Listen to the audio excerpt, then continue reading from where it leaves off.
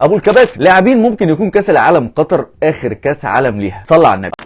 الاسطوره كريستيانو رونالدو، واحد من اعظم اللاعبين في التاريخ. كل البرتغاليين حاطين امل كبير جدا على رونالدو ان هو يوصل لاقصى مشوار في البطوله دي، وفي اللي منهم بيحلم ان هو ياخد كاس العالم. رونالدو عنده 37 سنه ومن الممكن ان هو يكون اخر كاس عالم ليه. تاني لاعب معانا الاسطوره ليونيل ميسي، واحد برضه من اعظم اللاعبين في تاريخ اللعبه. مش محتاج اقول لك حجم الضغوطات اللي عاملها الشعب الارجنتيني على ميسي علشان يفوز بكاس العالم. حضرتك ميسي لو اخد كاس العالم ده مش بعيد تشوفه رئيس جمهوريه الارجنتين. الاسطوره ميسي عمره 35 سنه، وهو كان اعلن بالفعل ان دي اخر نسخه كاس العالم ليه. معانا كمان مودريتش النجم الكرواتي، من افضل اللاعبين في العالم على مستوى نص الملعب، ورغم كبر سنه الا ان هو بيقدم مستويات ممتازه جدا في الفتره الاخيره، وسبب رئيسي في انه يتوج ريال مدريد بدوري الابطال. لوكا عنده 37 سنه وحاسسها كده هتكون دي اخر نسخه كاس عالم ليه. ومعانا كمان النجم البولندي ليفاندوسكي، النجم اللي ما يعرفش غير لغه الاهداف وبس، هداف زي ما الكتاب بيقول، وبيطمح طبعا ان هو يوصل مع منتخب بلاده